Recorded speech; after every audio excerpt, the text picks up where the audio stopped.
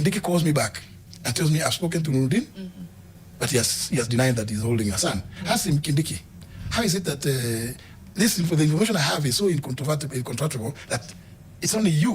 And how is it that Nuruddin cannot pick my call? We sit together in the National Security Council. What is wrong? There's something funny.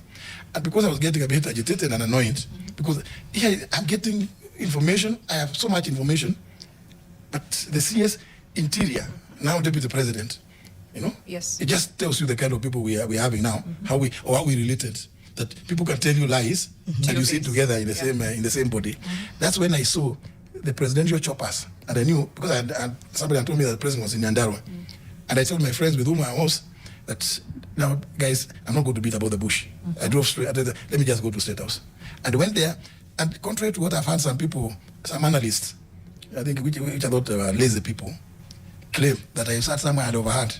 I was standing. I mean, remember, President Ruto is not a stranger to me. Ruto came to me to look for me to join him in his coalition. I never went to him. So he's not the kind of person that I will speak to him when you are from where you are and where I am. No, it was here. Right. So, and I tell him, it looks like you have not read my message, which I sent to you last night. It was me, no, I'm sorry. In fact, I was not even with my phone. I left it here with my guys looking at it because they told me it collapsed. He called then one of the young people young men who were trying to fix his phone, and he asked the young man, is the phone okay?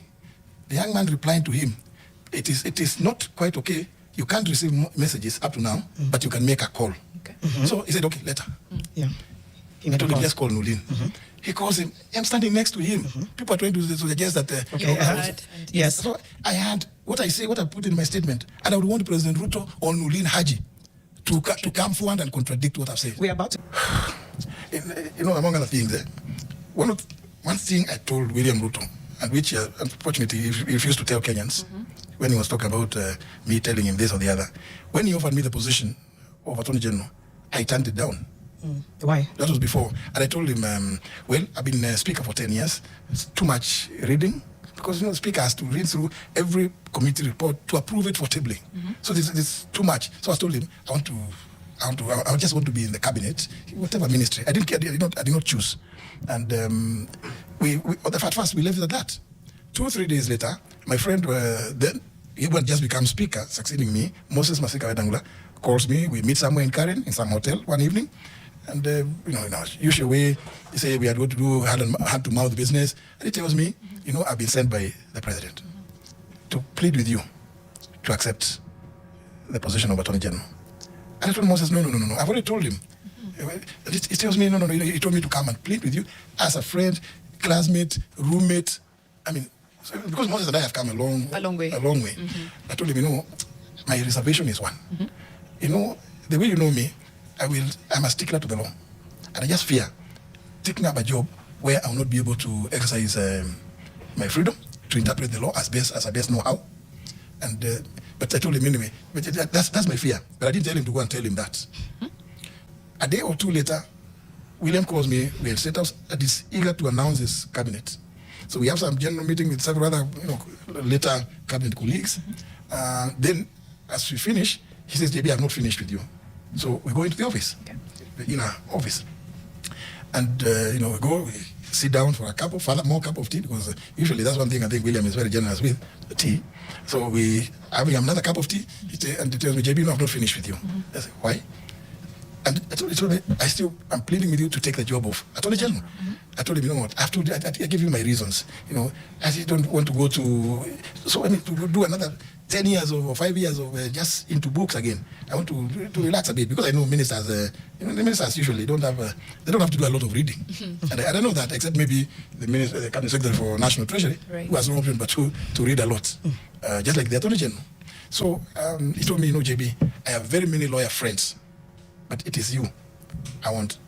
This is the time now I decided, let me tell William the truth. I told him, the problem I have is, you know me to be a stickler to the law. And taking up this job, and then perhaps one day you want to do things in a particular way which the law does not allow, I will have problems. And that's why I'm actually reluctant to take this job. It's not about the reading. Then he told me, JB, that's the reason why I want you to take up the job. To challenge that. Of course, William, even though I used to criticize some of the things that he was saying because, William campaigned for the longest time. You can see even now he's campaigning for 2027, but cheating everybody that he is doing development tour. But that is his nature. Yeah. That is his nature. We'll come to that. And consider joining William? Yes. No. It's not. You categorically called him a liar, is what you're saying. Yeah, and I think William generally, his DNA is one that has such disdain for institutions. He doesn't think much about any institution or other people. That's the truth. Right. In practice, I don't want to agree with what you've just said, but just to make a correction, I did not make a call to the president. Oh, you were at I actually went. Okay, you went to see him. And the reason I went there, and I am very, very thorough in details. The lawyer knew you. I can even tell you that this hour, I did this. I tried to call the president the previous night. His phone did not go through. I actually, about 3 a.m., sent him a text message. Because I kept the IG, the then IG comment, spoke to him twice. He didn't seem to know what was happening, and he was saying those must be thugs. And I was telling him, no, the description does not fit thugs. From what I was told by Honorable Mwenje, it was not thugs. I tried to get Nurdin. He didn't answer. I tried to get Mohammed Amin. His phone did not go through on 2 or 3 occasions. But much later in that night, almost in the morning, I spoke to his deputy, James Onyango. That night, before midnight, I'd spoken to P.S. Omolo twice. The next morning, I spoke to Professor Kindiki. And I told him, because by the time we spoke, I already gotten wheat, sufficient material. In fact, even during the night, when I was trying to get Kiprotich Mohammed, the head of anti-terror police unit, I couldn't get him. But from people close to him, I had almost gotten information, and I had gotten information that actually the people, because when Raw Media gave me the clip of the vehicle that abducted, it was very clear these are the vehicles used by the terror police unit when they are doing their work. So, but besides what we could infer from the clip, people who had spoken to him had actually volunteered. They called me, 3 people, different people. Then on the morning of Sunday, the next day, somebody known to me, but not high in the National Security Intelligence Service, called me through somebody else's phone, spoke to me through somebody else's phone, and told me, don't beat about the bush. It is us who are holding your son. Now, when Kindiki was calling me, and I told him, no, please, just straight. I explained to him what the efforts had meant. He told me, no, I don't think. But I told him, please, just call Nudin and tell him to release my son. After about 10 minutes or so, and you find it, I put it in my statement. Kindiki calls me back and tells me, I've spoken to Nudin, but he has denied that he's holding a son. Ask him, Kindiki, how is it that the information I have is so incontrovertible that it's only you. And how is it that Nurdin cannot pick my call? We sit together in the National Security Council. What is wrong? There's something funny. And because I was getting a bit agitated and annoyed, because here I'm getting information, I have so much information, but the CS Interior, now Deputy President, it just tells you the kind of people we're having now, how we related. That people can tell you lies and you sit together in the same body. That's when I saw the presidential choppers, and I knew, because somebody had told me that the president was in Nyandarua. And I told my friends with whom I was that, now, guys, I'm not going to beat about the bush. I drove straight. Let me just go to State House. And I went there, and contrary to what I've heard some people, some analysts, I think which I thought were lazy people, claim that I sat somewhere and overheard. I was standing, remember President Ruto is not a stranger to me. Ruto came to me to look for me to join him in his coalition. I never went to him. So he's not the kind of person that I will speak to him when you are from where you are and where I am. No, it was here. Right. So, and I tell him, it looks like you have not read my message, which I sent to you last night. It tells me, no, I'm sorry. In fact, I was not even with my phone. I left it here with my guys looking at it because they told me it collapsed. He called then one of the young people, young men were trying to fix his phone, and he asked the young man, is the phone okay? The young man replied to him, it is not quite okay. You can't receive messages up to now, but you can make a call. So he said, okay, later. He told him, just call Nurdin. He calls him. I'm standing next to him. People are trying to suggest that. Yes. So I had what I put in my statement, and I would want President Ruto or Nurdin Haji to come forward and contradict what I've said. We're about to go into a break. On the 11th of July, I remember the President Fabod. If you remember his statement, he even was talking about the Attorney General of the Cabinet. I called him, asked him, boss, what is wrong with you? There's no Attorney General of the Cabinet. It's the Attorney General of the Republic of Kenya. And I told him, you cannot dismiss the Attorney General under Section 12 of the Office of the Attorney General Act without setting up a tribunal, because if you read that section, it puts 5 grounds. And grounds can only be established through a semi or quasi-judicial process, namely a tribunal. In fact, now that the other day, I have I have a lot of respect for my Muslim brothers and sisters, but I thought the way he said it the other day at the iftar dinner, it was so casual. In fact, I began wondering, do we have When you say about endowment funds? Yes, there's nothing like that called the Muslim Endowment Fund in the first instance. So it means that he did not consult anybody. He just rose up and spoke as just like he's doing on top of vehicles, saying anything that I want to come back and the rocket science for anybody to infer the same. And I did say that as much did for yesterday. That the fact that because of the information that I had, that's why I was confident to tell the president, can you please call Nurdin and tell him to release my son? And he called him, and he was released. I mean, we need we don't need a lot of understandings to really make the finding or the conclusion, as I did, that it's the security agencies that are involved in these things. And it's for that reason, Janet, that I've been consistently saying this matter should be discussed now at the cabinet level. If you read through my 3 letters, that has been my thread. This matter should be discussed at the cabinet level. And even on the 12th of January, when I made the first statement, I said this matter should be discussed openly so that we can find some lasting solution. There are many families, so many thousands or hundreds, who cannot reach the president. I was lucky. I was privileged to be able to reach him. There are so many. In fact, I've met so many. It's very touching when you meet them and they give you their harrowing experiences. And that's why I've been calling for a judicial mechanism that everybody, let all these people, their relatives. It's one thing to say that you have disbanded a squad, but what about the people who lost their loved ones? From a legal perspective, people have lost their loved ones. Yeah, many are still grieving, and we just want to sweep it under the carpet. I think this is not the kind of thing that we can. The last major commission required that I remember is the one on Goldenback, which followed quick succession, the one of the man of the late Robert Uko. Yeah, so and you know. It was important to have those inquiries. Right. In this case, I am saying we've lost far too many young Kenyans. Yeah, and I remember the quote we began with. What we do today must have a bearing on the future. I want to now. Fortunately, he referred to the issue of incompetence with regard to my duties as Attorney General. And I've said, I believe the president's intention in making that accusation is to divert me from pursuing this issue of abductions and extrajudicial killings, because he wants me to begin defending myself. So it becomes a back and forth between him and I. I don't have to defend myself about that. The record is there for everybody to see. Yeah. When I got there, if I was to speak even for 1 minute, I discovered and we had committed ourselves in the manifesto that will make the state law office independent. And I went that I did exactly that, proposed, and with the concurrence of Parliament, got an amendment to the Office of the Attorney General Act to remove the hiring, firing, discipline of State Council from the Public Service Commission to a body, just like the DPP's office has, an advisory board, which is chaired by the Attorney General, and the Secretary being the Solicitor General. The President of the Law Society is there, Chairman of the Public Service Commission is there, the Chair or Representative of the Institute of Human Resource Management is there, and representative from the Judiciary, yeah, and I think 1 or 2 others, yeah.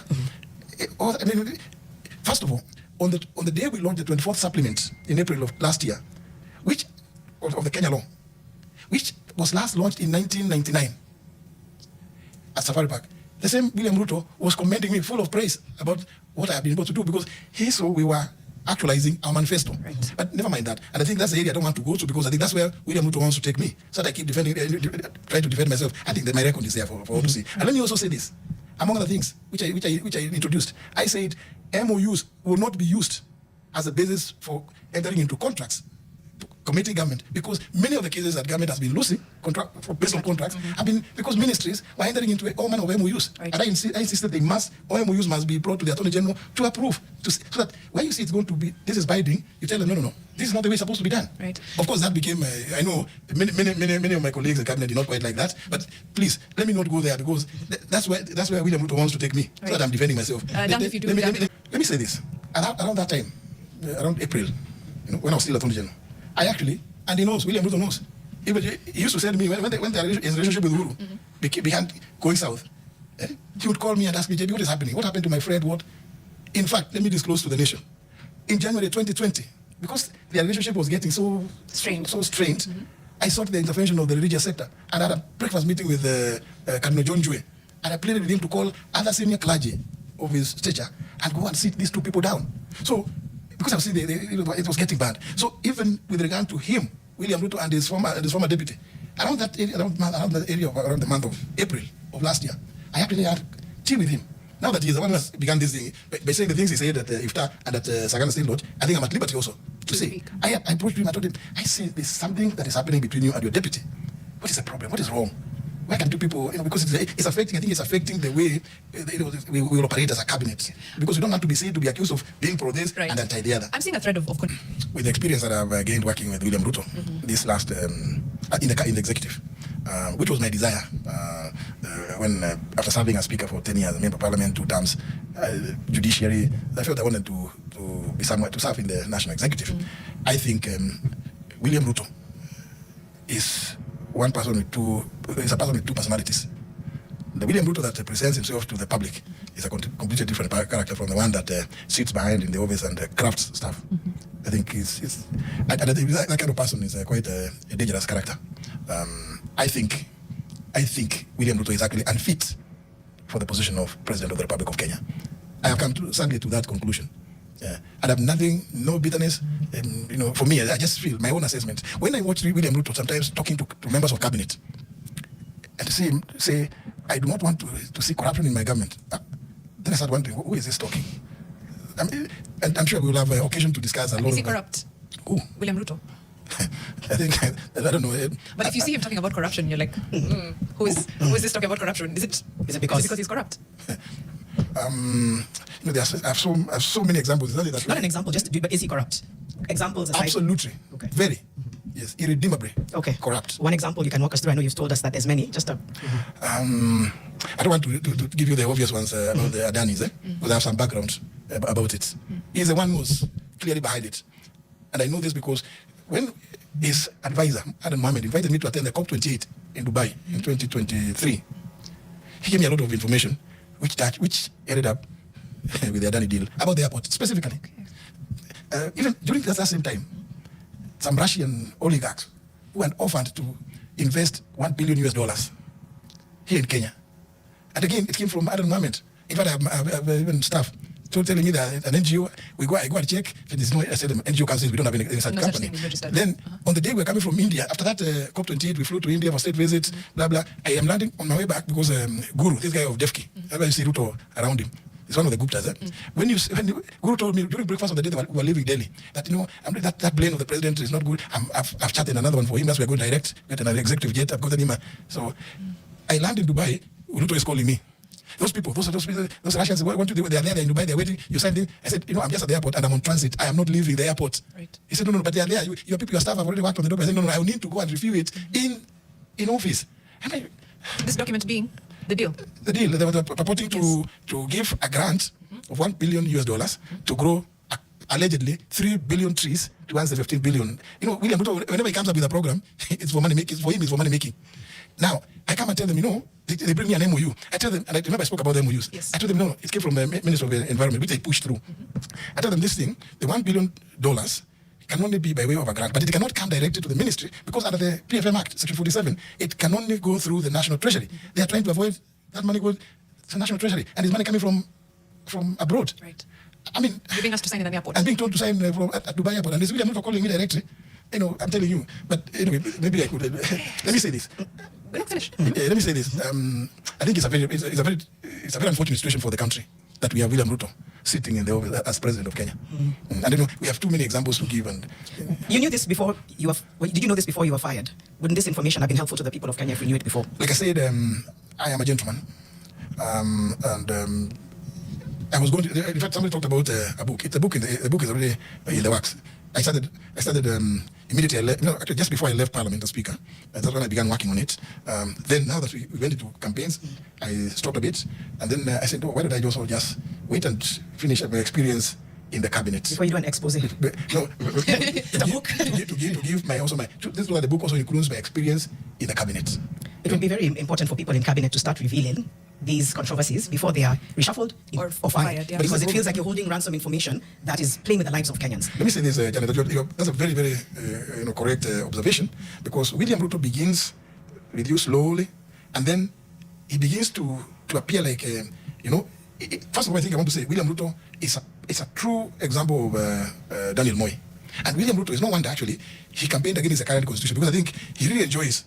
He relishes a situation where we could go to that imperial presidency. Right. He said he has a disdain for institutions. He has disdain for institutions. And that's why he wants to push everything, even in cabinet. Well, if you want to know something where he has an interest, a CS will make a presentation, and then William Ruto will take over. Say, this one is good. He begins now to explain, making sure that there is no dissent. And he starts telling you, the moment I arrive before you and what, then he begins slowly. He's instilling fear. Today, I don't know that that's the situation. it makes it impossible for you to have a meaningful discussion. In fact, people enjoy going for cabinet committee meetings, the ones chaired by the deputy president, both Rigathi and Kindiki, because there you're able to speak your mind about any issue that is presented. But before William Ruto, you just have to know he has expressed his position, and he's looking at you. He's making suggestions. The look he gives you tells you on this one. You have no option but to. He's holding the cabinet hostage. Ransom. Yeah, but then it's hostage. But you said you're a stickler for the law. Yeah. So he also held you hostage. Fortunately, the advisory opinions of the Attorney General are never the subject of discussion at cabinet, because usually it is line ministries who seek advice. Even when they're preparing cabinet papers, the final person signatory is always the Attorney General. So they'll come and complain that this paper is not ready. It's the Attorney General. They say, yeah, we are reviewing it because we don't want to approve things which could turn out legally costly to the country. I mean, in the sense that he could call you at an airport, tell you these guys are here, you need to sign XYZ. Fortunately, he could call. But did I sign? You could call, but he couldn't make you. No, not me. Did I sign the identity? You think that's why I refused to sign the very explosive. The Auditor General is going to come up with a report on Arol, Kimorel, and Itare dams. Because it's only Itare dam where those Italian contractors have done 26%. Arol, they contract those Italians, and they were paying billions. They only put in a container. In Kimorel, nothing has ever happened, because even the report that came, it has a fault underneath. You can't do the dam there. So remember, he has been doing those things, meetings with the Italian Prime Minister, the President. On 3 occasions, I was invited to accompany the team, but at the end of the file, I just felt, no, it's not possible. And then Head of Public Service writes to me a letter that the delegation which is going to go there is going to be led by Adil Kawanja, which is one of those very close friends of the President, the chairman of Safaricom Limited, and then DPP, Nuruddin Haji, and the former Solicitor General. I assigned some other state councils. I said, what is this? But the country is losing, or has lost actually, over 38 billion shillings. And later they wanted me to sign. I said, I cannot append my signature, not on this. Can you substantiate all of these allegations that you're making? Fortunately, I have them on record. You have paper trail? I have paper trail. You know, I knew what I was, contrary to what William Ruto may have thought. I am not the kind of person that I keep records. Right. And I have all of them, in fact, on soft. Okay. As Gabi is saying here, invite him another time because I can't even work. I'm just listening to him explain things. We have about 10 minutes. Mariam, there was a question about... Oh, sorry, you're going to ask something. No, it's just the level of rot that you're exposing is quite high level. It's deep-rooted, deep-seated. Some people would be, you are privy to it. It's only now from the outside that it's a problem. Yeah. He said it's because he's a gentleman. Yes, and he said it's because you're a gentleman, but it's hard not to question. Yeah. But you know, like that one, Arol. Yeah. You know, it is so obvious the Auditor General is going to find out. That's the appropriate office. Yes. But because I'm sure the Auditor General is going to ask what was the opinion of the Attorney General. But were you also did you advise around taxes and SHA? Were you part of, in a sense, the rot that you're exposing? Let me tell you about this. Not just SHA. The 4 laws. When the cabinet memo was brought to us, one morning we were in Kakamega State Lodge for a cabinet meeting by Nakumicha. She brought me like this. I told her, what is this? I cannot sign a cabinet memo just like this. This is not the way to go about it. She told me, CS National Treasurer has already said, I said, it doesn't matter. She ran to the president, who was then with his deputy Rigiji at Kakamega State Lodge. Then they called me. And I go and said, I told them, we cannot do cabinet memos this way. The cabinet, even the cabinet secretary, even the AG, it's not just the AG, it is the office. There are people, and I told you, various departments who have to check through. And it's a lot of consultation. Occasionally you will sit about 3, 4, 5 people, and I want to know, why did you arrive at this? Why did you yourself, why is it you prefer this? So that we come up with sound legal advice. Now, I'm told, sign. So when she went and reported the president and his deputy, I told them, no, you know what? I can't sign. The president played with me, told me, JB, we promised people universal health coverage, what? I said, yeah, I'm sympathetic to that, because for me, it's good for the citizens of this country. But I told him, but this procedure is not right. And besides, I've seen something that purports to be draft bills. If I'm going to agree to sign the CAB memo, these draft bills must be forwarded to me as Attorney General to review them with clear drafting instructions as what it is each bill hopes to achieve. That's 2 weeks ago. When this process of interviewing chairperson for the IEBC, there's a lady who actually admitted. She's called, she said her name, Wanjiku Manegene, one of the candidates. She admitted, you can check, that she says among the consultants she has done with government is that she is part of the team that drafted the health laws. And she was asked, then you drafted them? She said, yes. And after that, where did you take them? We took them to Parliament. You know, this, for me, it came as a surprise, because I was still going to reveal to the world that I never took part. But she actually did it for me. That I kept telling people those bills did not come through the AG's office. Because we were the Council of Governors and a lot of issues with them. And that was some of the things I was pointing out to the president and his deputy then at Kakamega. Is this evidence you're willing to share? Yeah. About the not about some of the several views you've held? Yeah. And any of the allegations, you can share them. the creature. Now that one, you know, I don't even have to, because Some of it, like the Kakamega one, for example. Can you share that? you see that one? It is those bills. They never came through the office of the Attorney General. We have a fully fledged legislative drafting department of highly competent Kenyans. Some of them 20, 30 years experience in legislative drafting. Very, very highly regarded even within the Commonwealth. But people want to bypass that because of, of course, partisan vested interests. No wonder. Later we come to hear about 104 billion project. Are there people in cabinet who share the same views that you share, and they're currently in cabinet right now? I don't know. You must know. You know, many of them are very timid. They will not want to. They don't want to speak. In fact, some of them don't want to pick my calls, even on WhatsApp. They are too scared. Many of the cabinet secretaries who are there, they don't want to pick my calls even on WhatsApp. They are too scared that they might be found to have spoken to me. You know, and I know some others who are telling me, please, just get somebody to call. On your behalf. On your behalf, then we can talk on the other. I mean, so what does that tell you? William Ruto has instilled such fear in the entire cabinet that people don't want to speak. And no, it is live and let live. You asked me the question. Somebody asked me whether I want to run for position of Embu governor. First of all, the other one of member of parliament from Berry North. Certainly, I think that's a person who has not really followed me, because having been speaker, I think in fairness, it would be wrong for me to go back as a member of parliament to the same house that I presided over for 10 years. So please, just leave me out of it. I have said since 2017 that I am not interested in the position of governor of M County. And I hope now this should put the matter to rest. Some of the bloggers from the president have been trying to push that narrative that I'm trying to create room to run for office of governor of Embu. Right. No, not at all. There's Ruku being taken now into the fold of government. How do you feel about that? I don't have a problem with that, because Roko is I'm the one who has brought him up. You know, he started quite early, immediately after university in 2000. He ran for councillor, and since then I've known him. But he used to be quite violent earlier on.